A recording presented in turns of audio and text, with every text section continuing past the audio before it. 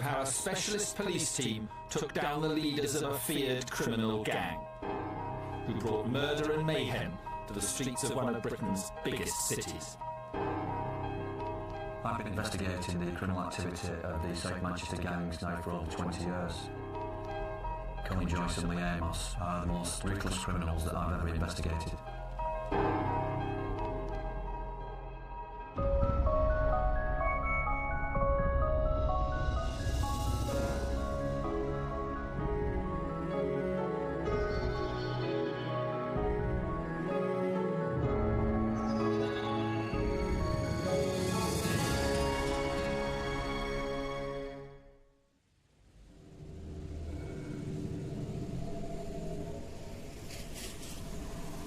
This is Manchester, a city famous for its football teams and its music scene, but it's also earned a less welcome reputation for gun crime.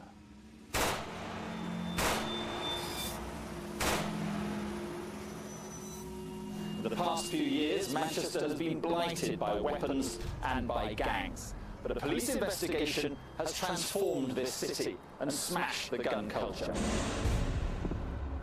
The investigation would lead to a remarkable trial, the most severe sentences in Manchester gangland history, and a unique and controversial publicity campaign. This is the story of how Greater Manchester Police brought down the Gooch gang. Rod Carter is part of Greater Manchester Police's Specialist Excalibur unit, set up in 2004 to tackle Manchester's gangs, many of which operate in the inner city area of Moss Side. Excalibur was needed because too many young people were dying on the streets. Okay, we're on Westwood Street in Moss Side now. It's been a hive of gang activity over the years. Just at the junction here, about the lane of Raymond Pitt was sat in his car when he was shot and killed.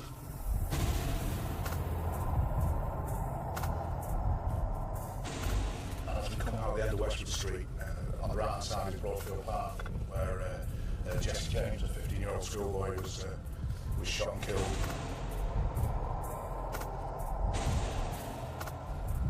If you look to your left, you'll see Alvino's takeaway, where Benji Stamping, another schoolboy, was shot and killed.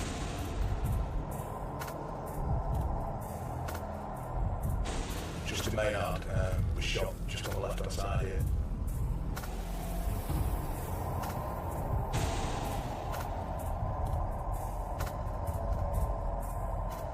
Gun crime became so commonplace in Manchester that the city was given a new name by the press.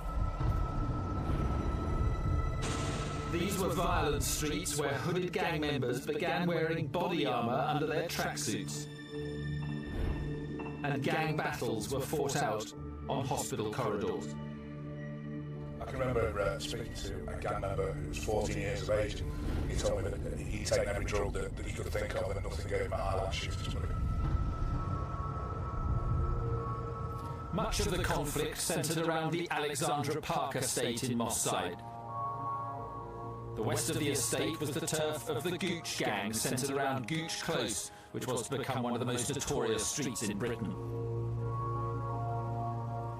The Gooch gang's bitter rivals were the Doddington from the other side of the estate. For about 18 months, both groups coexisted quite peacefully, really. But there was a shooting in March 1991, and since then there's been in excess of 24 murders. The violence presented Greater Manchester Police with the biggest challenge they'd ever faced. Detective Chief Inspector Steve Eckersley was the man assigned to bring the gangs down. The rivalry between the South Manchester gangs has been a significant problem for Manchester for over 20 years. They are involved in tit-for-tat shootings, serious woundings and homicides of mainly young black males. Top of the list of targets was the Gooch gang.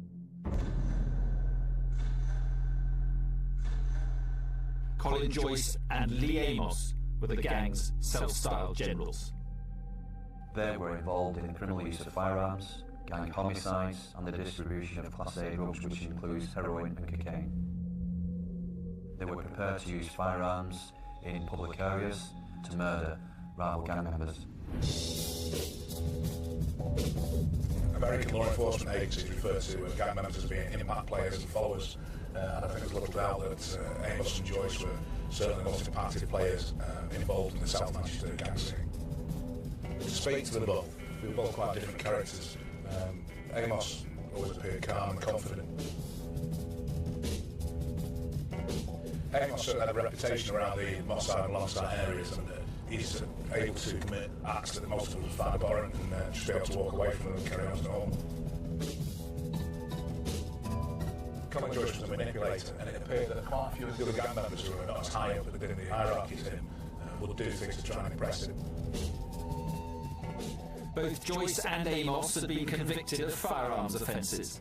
The police executed a warrant at a safe house in Moss Side, and in that premises they found a Scorpion submachine gun capable of discharging over 1,000 rounds per minute.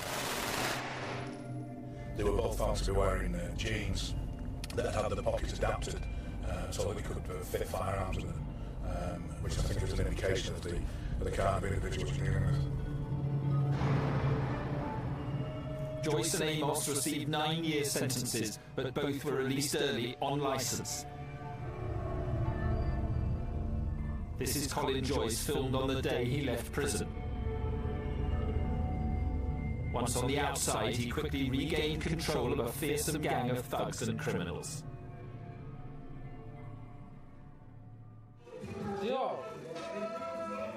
This is never-before-seen footage taken at a party attended by members of the Gooch gang. Although Joyce and Amos weren't present, their key lieutenants were. Wrapping it up. This is Hassan Shah, who handled guns and supplied drugs. This is Jamaican-born Ricardo Rick Dog Williams, who was prepared to commit murder. And this is his brother, Narada Williams, known as Yardi, who was also ready to kill for the gang. Although they didn't know it, they were on a collision course with the police that would put many of them behind bars for decades.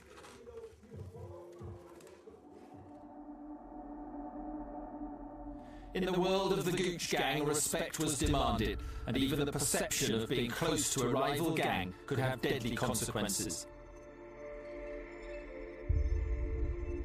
Ukal Chin was loosely associated with the Longsight crew, an offshoot of the Doddington gang. But it was enough to make him an enemy of the Gooch. Ukal would be gunned down in a merciless attack. In a hospital bed, with blood all on his clothes. That's the last thing seen of my brother.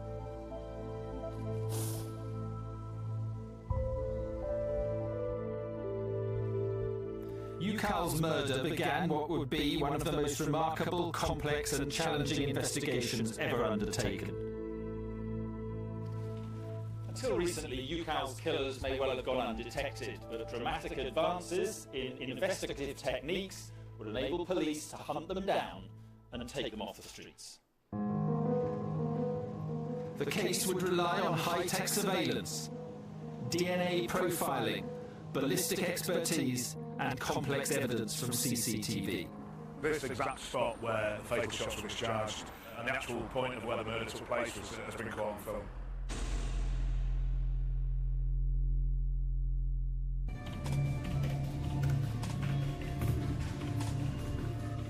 Colin Joyce and Lee Amos were the leaders of the Gooch gang, one of the most violent gangs Manchester has ever known.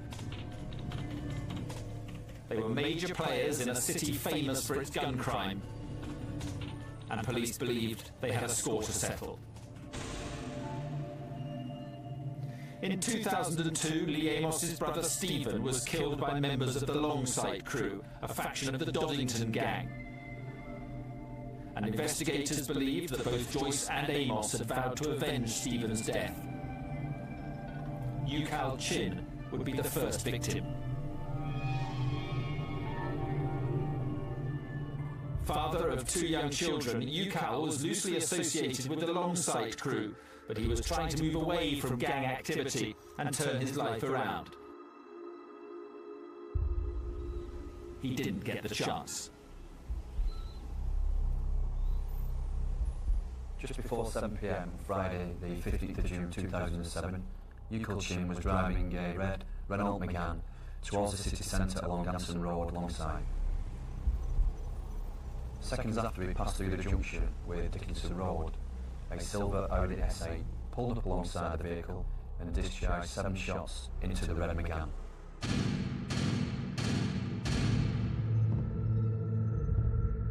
Four of those shots struck Gooch Chin and he was fatally wounded. I was in work, and then I showed his girlfriend phone and said, they shoot you call. And then the second time they phone, I said, don't tell me, because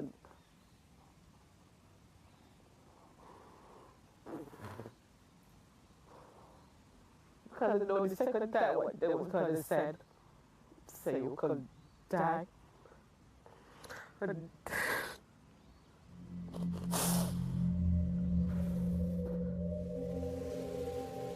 The shooting took place on a busy main road in broad daylight, and a massive police investigation began, led by Detective Chief Inspector Janet Hudson.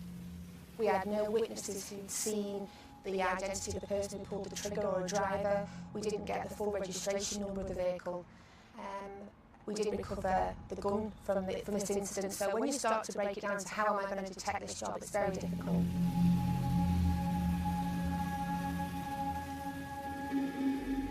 The police may not have found the murder weapon, but they did recover the bullets it fired. Ballistics experts at the Northern Firearms Unit got to work. 7 bullets were recovered from this scene, of which 4 were determined to have hit Gooch Chin. Experts suspected that the bullets had been fired from a Russian-made Baikal pistol. In order to confirm this, they test-fired a similar weapon.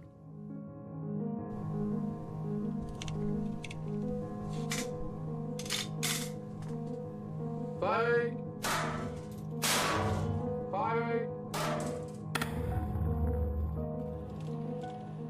One bullet from the murder scene was examined alongside another one recovered from the test. And the rifling marks left as the projectile leaves the barrel were compared. They matched completely. This confirmed that the rifling marks were from a vehicle. The murder weapon that had been used to assassinate Gooch Chin was one that the Gooch gang were very familiar with. In 2007, the Baikal was the weapon of choice by the Gooch gang. It was a weapon that was readily available and they could be purchased for a couple of £100. Detectives now knew the type of gun used in the murder and the fact that this was a popular weapon with the Gooch gang. They were also making progress in another key area. Closed-circuit television systems did not exist 40 years ago, but now they're a vital weapon in the fight against serious crime. In Manchester, hundreds of cameras were recording around the time of the shooting, and some of them revealed in dramatic detail how the murder unfolded. We established that around 30 minutes prior to the murder, Gooch had been driving through Levenshulme together with his friends. Several cameras picked up the red Renault Megane as it cruised through the city. Cameras also captured a silver Audi cruising the same areas. Police intelligence would later prove that Colin Joyce was inside the Audi. At 6:46 p.m, this bus camera picks up the Megane.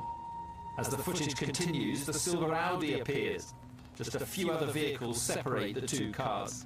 We are now on a countdown to murder. The silver Audi was probably looking for an opportune moment to carry out the execution. Minutes later, a CCTV camera clearly shows the Audi directly behind the Megane. In just a few seconds, Gooch Chin would be dead. Amazingly, the point at which both vehicles were alongside each other was captured by a CCTV camera from the premises just across the road there, and the actual point of where the murder took place has been caught on film. Here you can clearly see the silver Audi draw directly parallel with the Megane, and it was now that the occupants opened fire.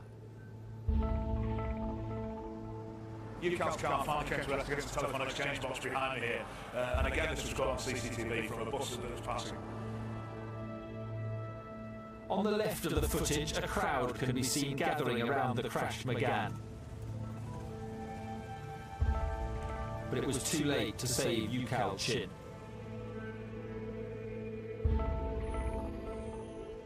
When I go to the hospital, he was laying on the bed. I see his feet as he reached in, and I was dead there over it, hugging him and they crying.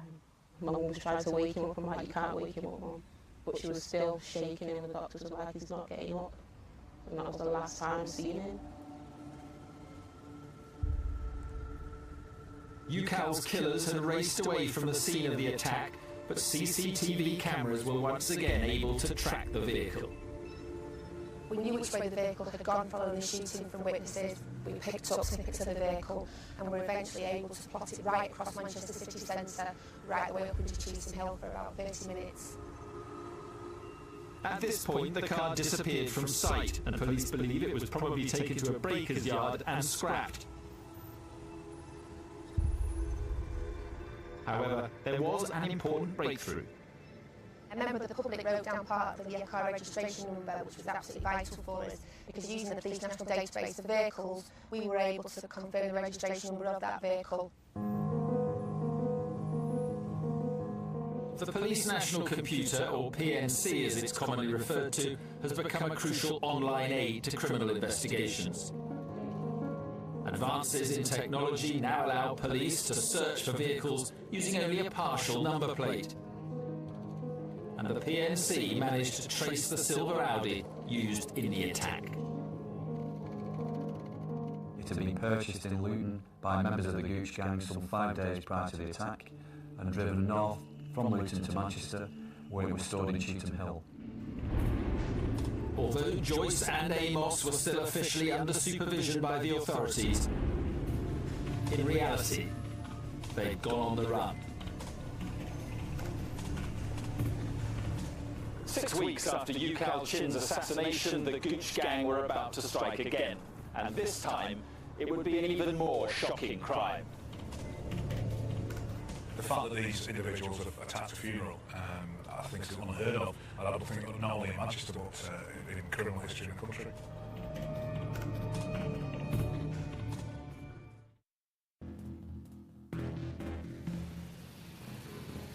UCAL Chin was shot and killed in June 2007 as he drove his car through the streets of Manchester.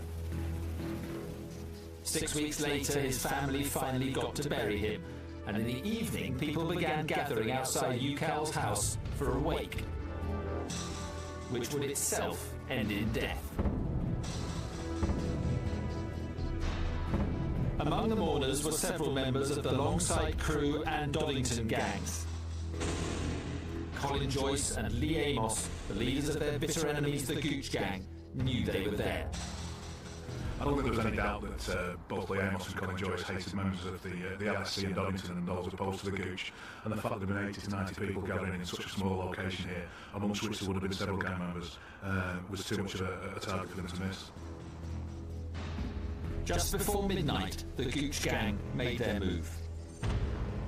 2 to 3 vehicles came on from this direction and came towards the junction here, where they stopped and shots were discharged into the group of people.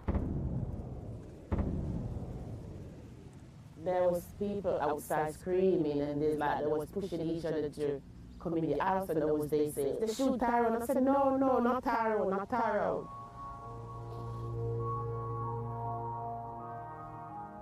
Tyrone Gilbert was 24 and about to become a father for the 4th time.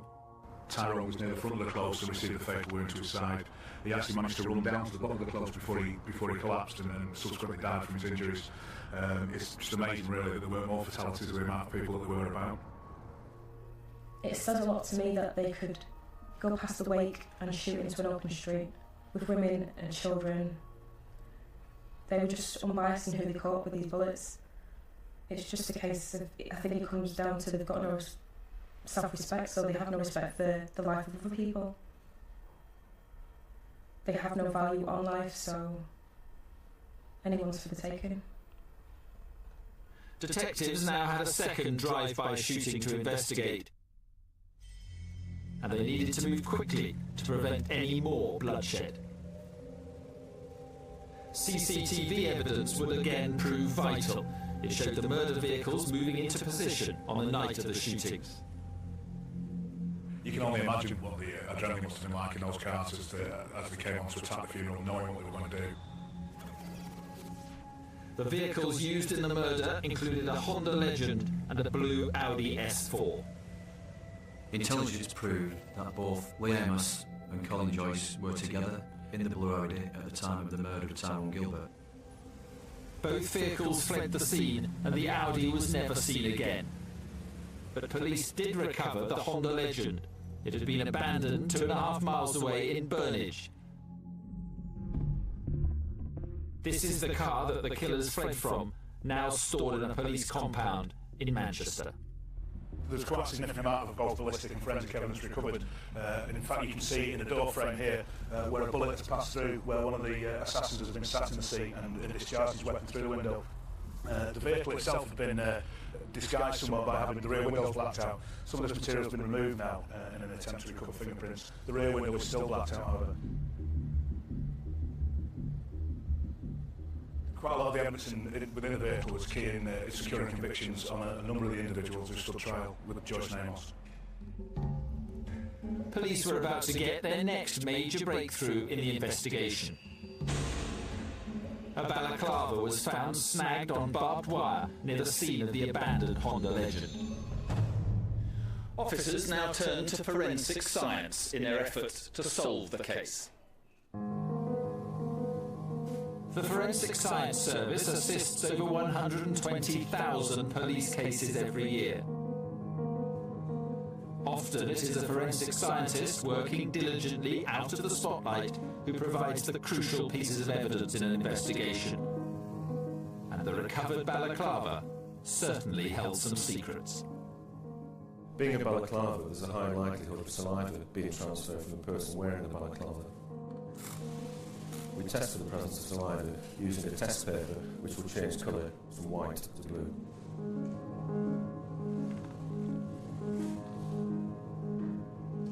The test takes about 30 minutes to complete. After the 30 minutes had elapsed, we came back to examine, and lo and behold, there were traces of saliva around the mouthpiece. We then target the area where the saliva test was positive, and we take samples of the fabric, we literally cut it out, place it into small test tubes, and apply water to extract the DNA that's present in the saliva. What we do is then spin that DNA down in a centrifuge to form a small pellet.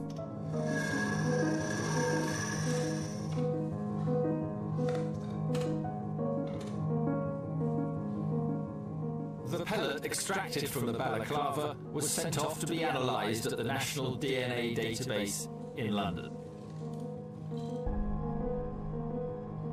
Set up in 1995, the database currently holds the records of around 5 million people. 30,000 samples are added to the database each month, taken from items recovered from crime scenes and police suspects. The DNA pellet came up with a match. Aaron Campbell was a prominent member of the Gooch gang, with convictions for violence and drug-related offences. Aaron Campbell was arrested and interviewed by the police.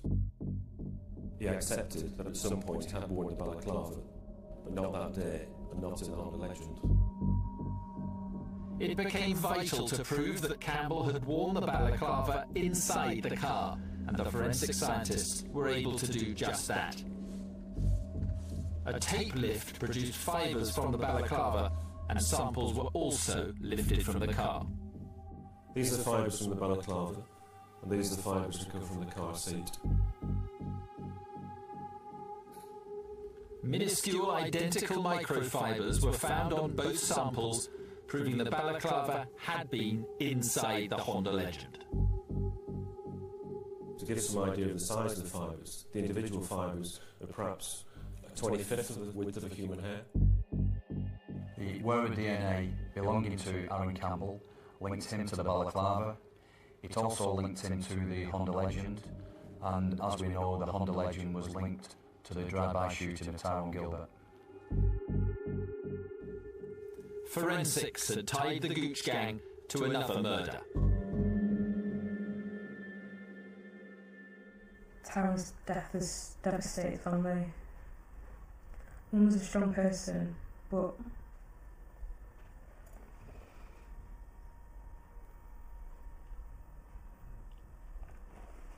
Mum shouldn't have to bury his son. The Gooch gang had destroyed another family. But cracks were starting to appear and the police were closing in. Ballistics experts were about to add to the weight of evidence mounting up against the gang. First, they were able to identify the murder weapon used to kill Tyrone Gilbert. This is the actual bullet that killed Tyrone, recovered during the post-mortem.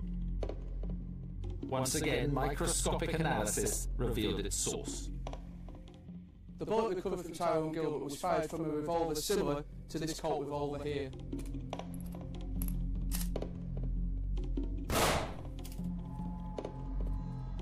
Other bullets recovered from the crime scene were proof of a second revolver being used. This is a Smith & Wesson 357 Magnum revolver of the type used in the shooting. The Smith & Wesson revolver was recovered during the execution of a search warrant by police in South Manchester some months after the murder of Tyrone Gilbert.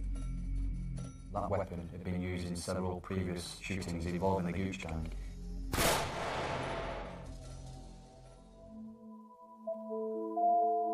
Colin Joyce and Lee Amos were on the run, but they and the rest of the Gooch gang were now having every aspect of their lives investigated by officers.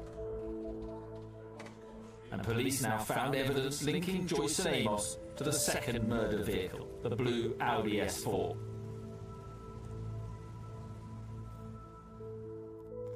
An exhaustive search had led to the discovery of a logbook at a garage in Stockport containing the registration of the blue Audi.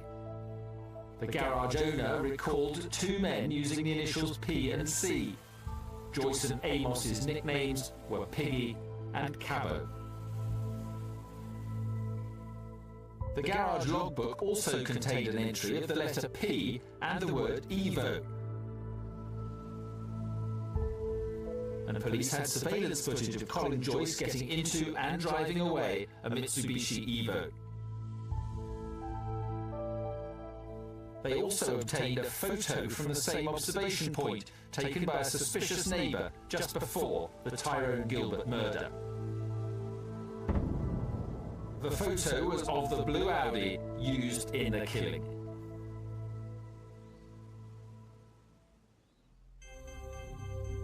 The evidence against Joyce, Amos and the rest of the Gooch gang was substantial, and one by one, they were all arrested.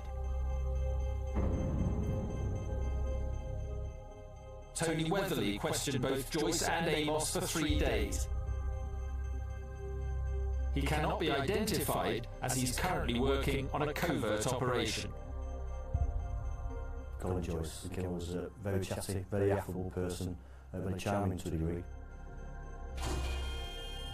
Then as soon as the tapes were on, he then became very guarded and made no comments on a question put to him. These are the actual audio tapes from the police interviews. On the 15th of June this year, a male called Gooch was shot in Anston Road in Longside. What can you tell me about that? No comment. It was clearly put to him that this was a planned attack. He had seen Gooch driving the vehicle and that he was responsible for pulling the trigger. His vehicle that he was driving was purposely run off the road. He was targeted. Why would he be targeted? Joyce was equally uncooperative when questioned about Tyrone Gilbert's murder. Were you in one of those vehicles at the time Tyrone Gilbert was shot? Do you know who was in those vehicles? Were you one of the gunmen? With Joyce remaining silent, police began interviewing Lee Amos. Would he crack under the pressure? What, if any, involvement did you have in the murder of Gooch Chin? Lee Amos just remained completely silent throughout the entire process. He sat and stared at a piece of paper on the desk for 3 days. Where were you at the time Tyrone Gilbert was shot dead? There was no reaction from him at all, no facial expression from him, other than at the point where I asked him to discuss with me the murder of his brother. I know that in 2002, in February 2002, you had a brother, Stephen, who was shot and murdered in Ashton-under-Lyne. Is that correctly? At that point, there was a reaction from him. He was clearly uncomfortable in discussing that with me. And we have information know, that you swore revenge upon those who were responsible. What can you tell us about that? But again, still made no comments when the questions put to him, refused to communicate whatsoever, and remained this disciplined person staring at the desk. Joyce and Amos's silence didn't help. They were both charged with murder. In an attempt to reduce the risk of witness intimidation, the decision was made to hold the trial 35 miles away at Liverpool Crown Court, and it would prove to be one of the most remarkable trials ever witnessed. Well, you couldn't write it, could you? You couldn't ever expect that that was actually going to happen.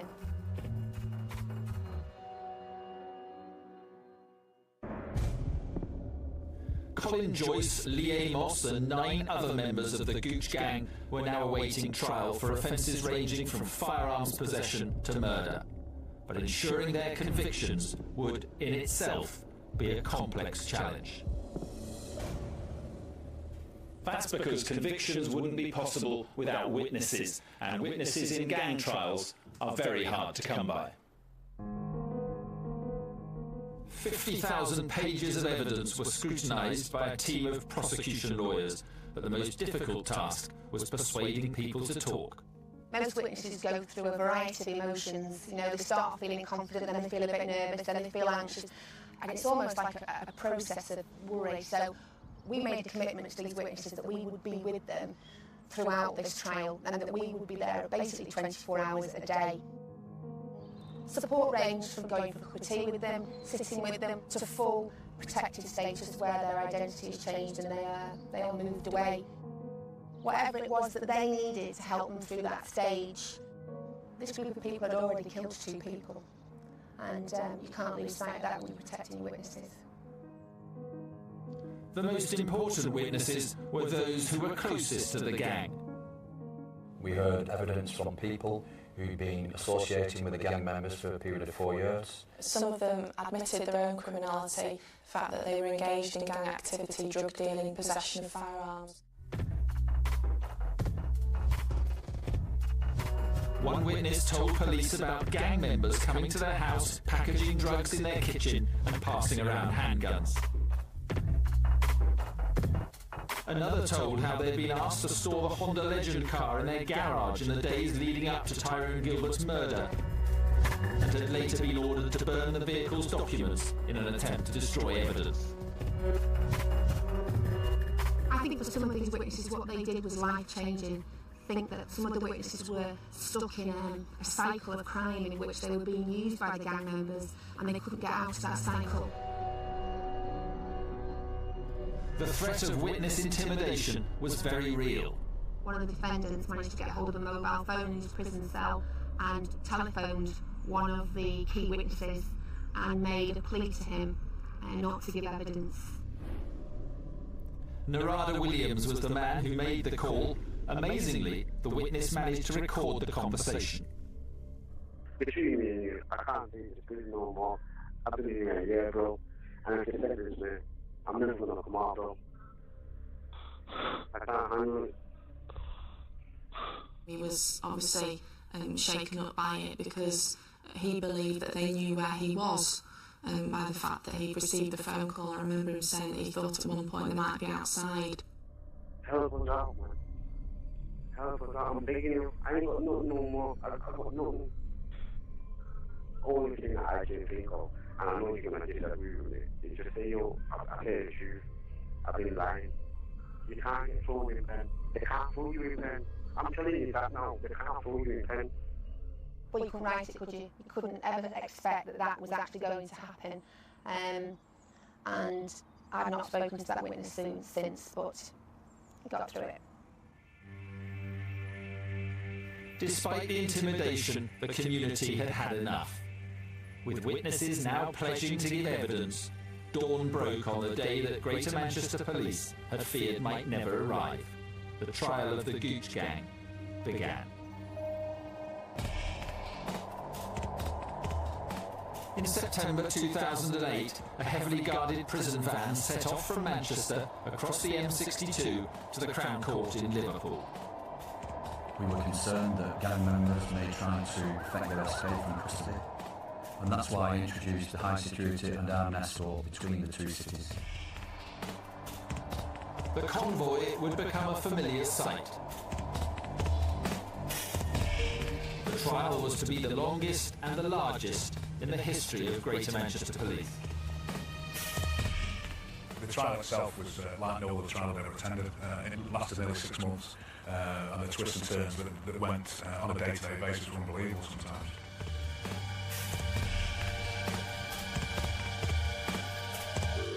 The atmosphere was electric. I recall it very well. There was over 100 people in the court itself. We had everything from anonymous witnesses to people whose voices were disguised, screens for many. We had covert routes in and out of the court. We had all kinds of things in place. The gang caused upset from the start. They shouted abuse to witnesses, shouted stuff to the prosecution. They didn't have any respect. They love to see people acting weak around them. They like to feel the power. Every day is like something inside burning up. To see they just sit there laughing. It was like a playground for them. The intimidatory tactics failed. We went into the court and they started to read out the verdicts, and the tension was palpable. I think it was count 4 or 5 that was actually the first murder count. And when that verdict came back, it was just such a sense of relief that we'd actually done it. I recall looking at Joyce, the second murder verdict was returned, and saw him mouth the words, "Are you happy now?" I cried, just out of relief really. Because there were moments where I thought they were going to get off.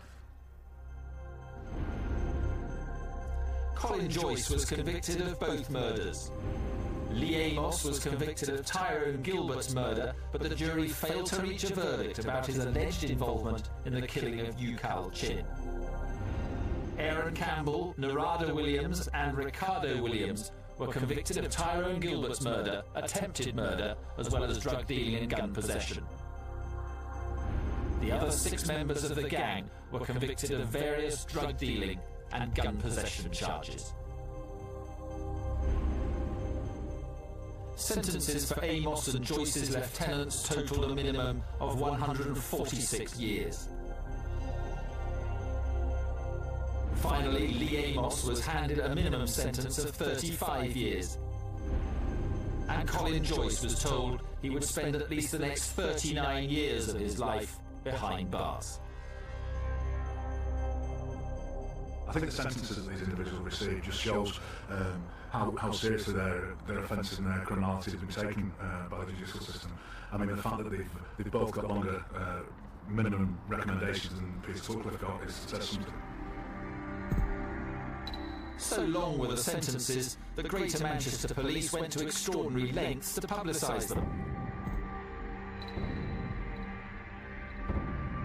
Ageing posters were made showing how Joyce and Amos could look at the end of their sentences, and they were plastered on billboards all over the city. It was a defiant message to the community and to Manchester's criminal underworld that gangland behaviour would not be tolerated. Although the sentences were huge, they didn't bring an end to the suffering. They can still hold their brothers, their sons' hands, give them a kiss goodbye, see you tomorrow, see you next week. We can't do that. We have to kiss the headstone to give him a kiss. That's what hurts the most, that we have to come here to see my brother. Sometimes touch his picture and say, son, I love you. And I miss you, why do you leave me?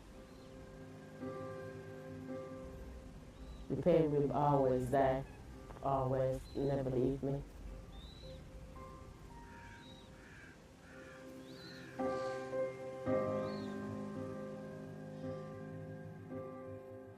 This case was solved by a combination of innovative policing and good old-fashioned detective work.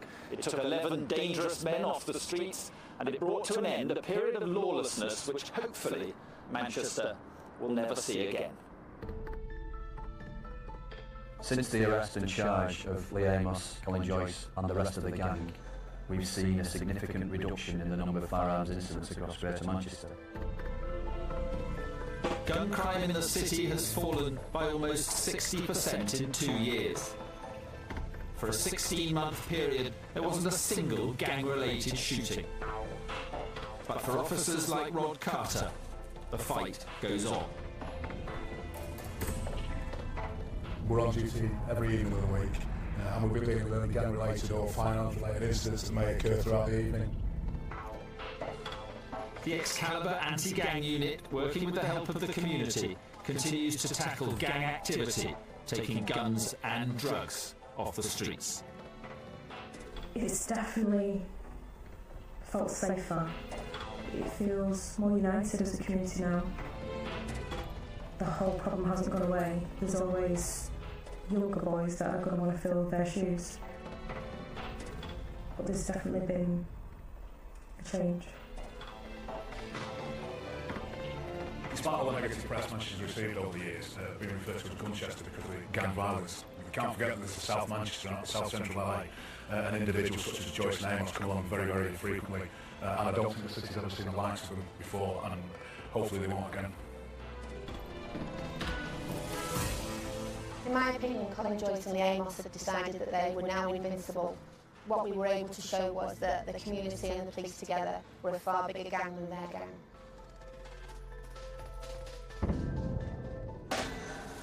It's the exclusive story of how a specialist police team took down the leaders of a feared criminal gang, who brought murder and mayhem to the streets of one of Britain's biggest cities. I've been investigating the criminal activity of the South Manchester gangs now for over 20 years.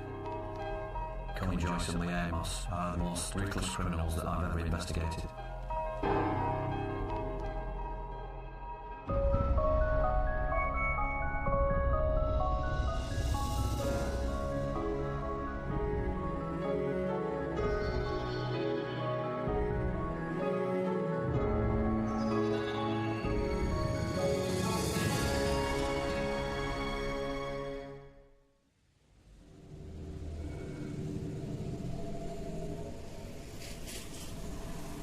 This is Manchester, a city famous for its football teams and its music scene, but it's also earned a less welcome reputation for gun crime.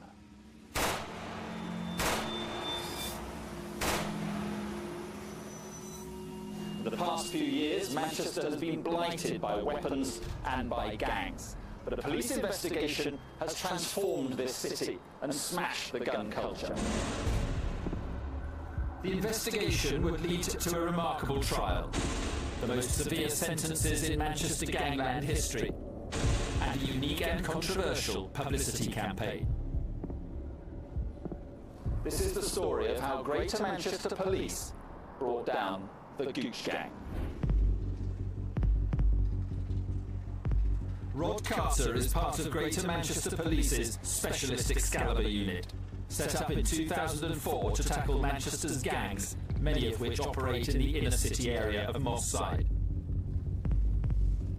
Excalibur was needed because too many young people were dying on the streets.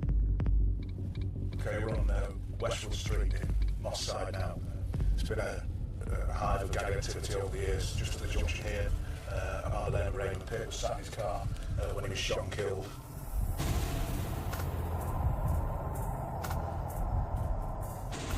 And as we come out the end of Westwood Street, on the right hand side is Broadfield Park, where Jesse James, a 15-year-old schoolboy, was shot and killed.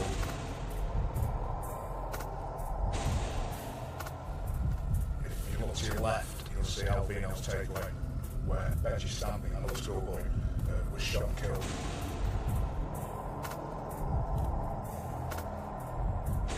Justin Maynard was shot just on the left-hand side here.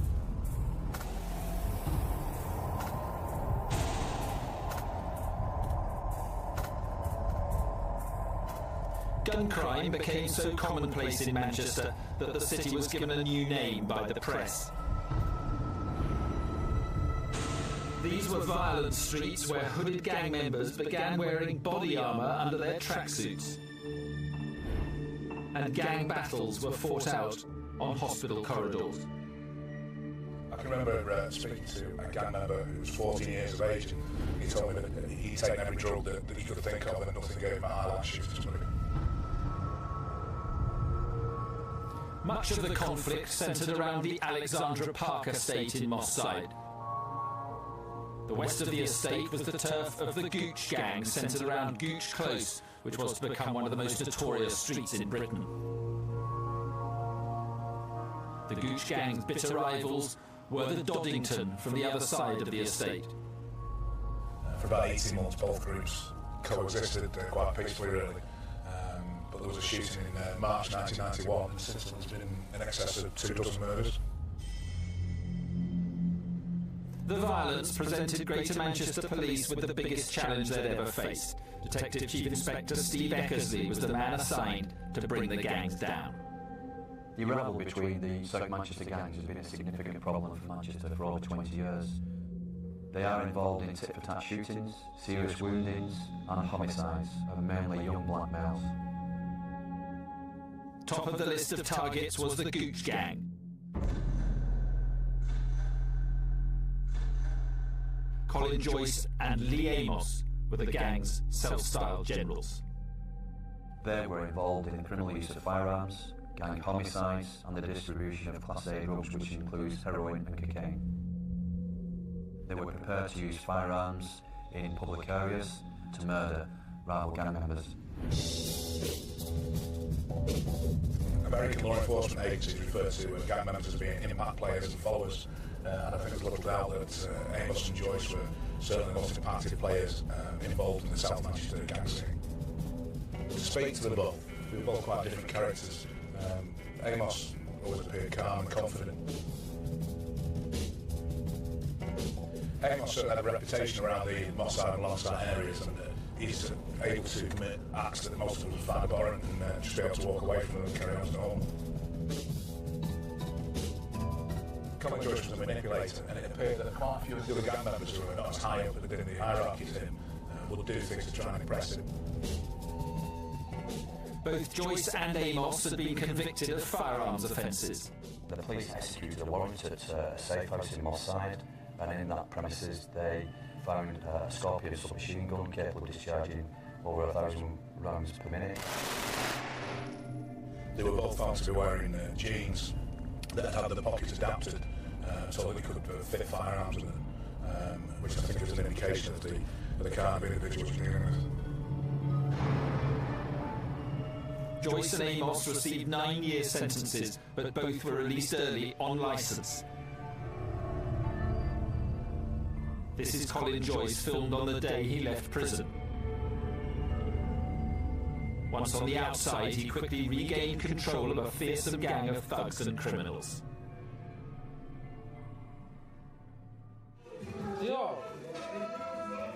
This is never-before-seen footage taken at a party attended by members of the Gooch gang. Although Joyce and Amos weren't present, their key lieutenants were. Wrapping it up.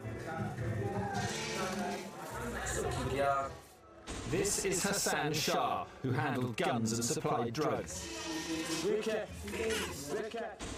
This is Jamaican-born Ricardo Rick Dog Williams, who was prepared to commit murder. And this is his brother, Narada Williams, known as Yardy, who was also ready to kill for the gang. Although they didn't know it, they were on a collision course with the police that would put many of them behind bars for decades.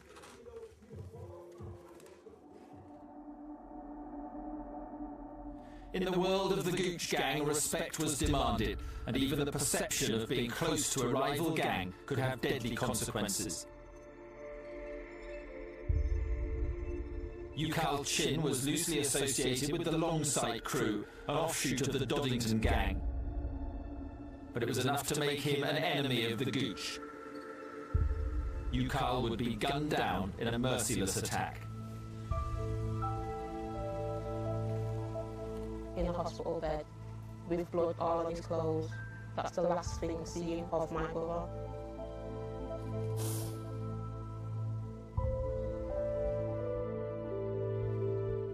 Ukal's murder began what would be one of the most remarkable, complex and challenging investigations ever undertaken. Until recently, Ukal's killers may well have gone undetected, but dramatic advances in investigative techniques would enable police to hunt them down and take them off the street.